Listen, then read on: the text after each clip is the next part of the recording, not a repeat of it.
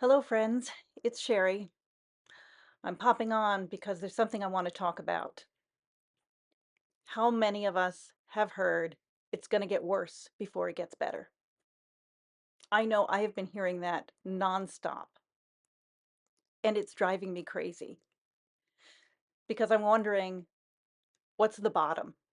When is the worst going to happen? And I'm probably not alone in feeling that.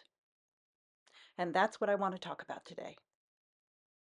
If you don't know, I'm the author of The Lighthouse Guide, Love and Advice from a Fellow Human, which is kind of a mix of chicken soup meets Dear Abby. And now to today's topic.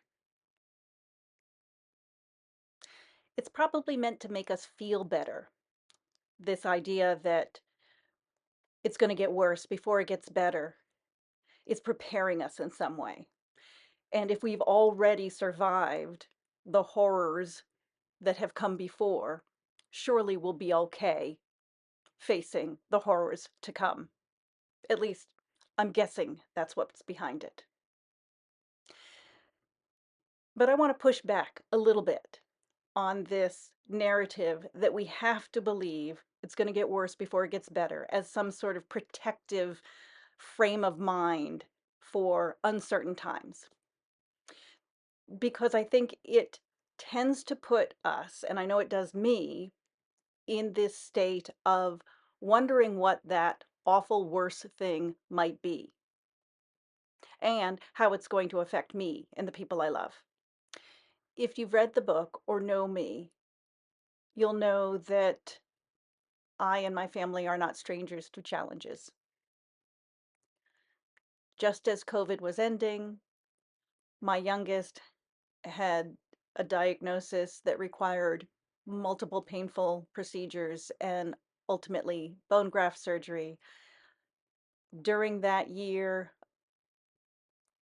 my mother passed away and my husband was hospitalized with a severe sepsis infection that led to a cascade of other health ailments that it has been a long road to recovery. And so I understand from my own experience how being in a difficult time of uncertainty can lead to catastrophizing. It can lead to endless hours of insomnia and anxiety that dogs you throughout your day. I get it. I've been there. But I also worked my way through it. And that's what I wanted to share in today's video. I wanted to talk about how, when we are faced with emotional overload, physical exhaustion, and a great deal of uncertainty and grief, how do we stop ourselves from ruminating in the what ifs of the worst of things? And how do we find hope and calm within ourselves?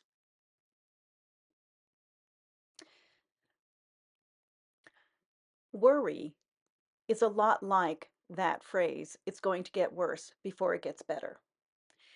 It is, in a sense, our own psyche working through and thinking through a host of possible negative outcomes to prepare ourselves. The unfortunate side of that is it forces us to live through those possible outcomes emotionally. And that's exhausting. And that's where a lot of us are today. In this world, with all the uncertainty and all of the violent and threatening actions being taken in our communities and around the world, we're in a space of wondering, if it's this bad, what is the worst going to be? And we need to, for our own mental health and well-being, pause. Because the same mechanism in our psyche that is fixating on all those negative outcomes can be trained to fixate on possibility. So I want you, as an exercise, to imagine some future that you are hoping for. And I don't want you to be vague, and I don't want you to worry about whether it's too aspirational. I want you to dream of something beautiful, wonderful, and I want you to feel it.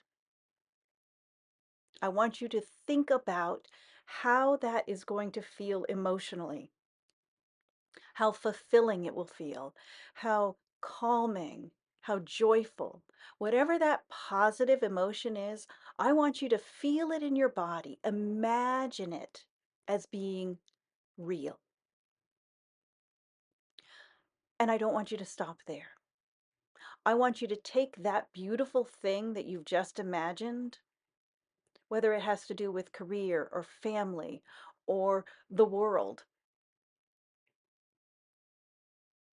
I want you to think of what would happen as a result of that thing being true. And this is the little mind exercise that I encourage you to try when you are feeling despair, grief, loss of hope, if you're feeling overwhelmed with worry about what's going to happen next. Think about what could happen next.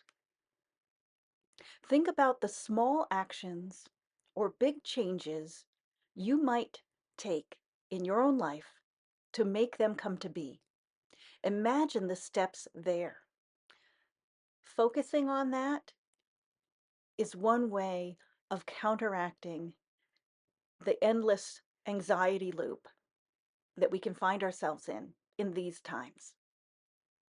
But the other part is, I don't want you to deny your real feelings right now. That doesn't help. Do not, please do not bury them.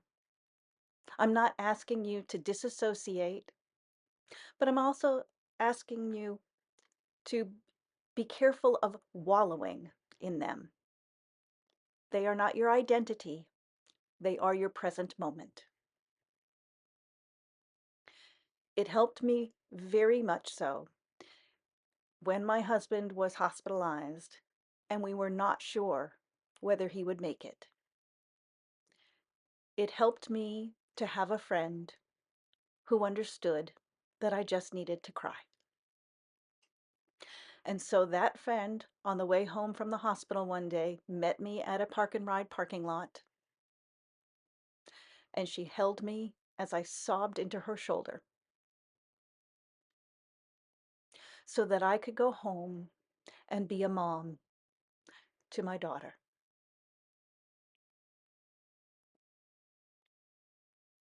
We need those people in our lives who allow us to feel our feelings, but then allow us to laugh because our feelings are messy. And you're allowed to laugh and have hope and dream even in dark times. In fact, I feel it's vital. So don't mistake my hopefulness for negating the very serious and real issues happening in our world, the very real threats to our life and liberty. It's because of those threats that I feel more committed to dreaming of and making real the most positive outcomes I can dream of.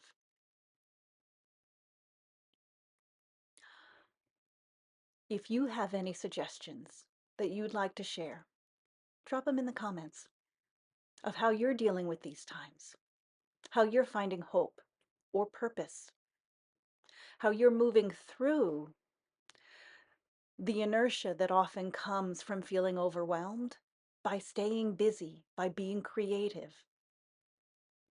I think that's a wonderful strategy for not allowing the overwhelm to take over. Knitting projects, painting, reaching your fitness goals, cooking, creating in any way is such a powerful and hopeful act. Because when we're in the process of creating something, we're in the mindset of living a future where that matters. You may think that you're escaping into small projects. You are bringing a brighter world into existence. I hope that brings you hope. And that's all for today. And in case you have not heard yet today, I'm glad you were born. Until next time, take care.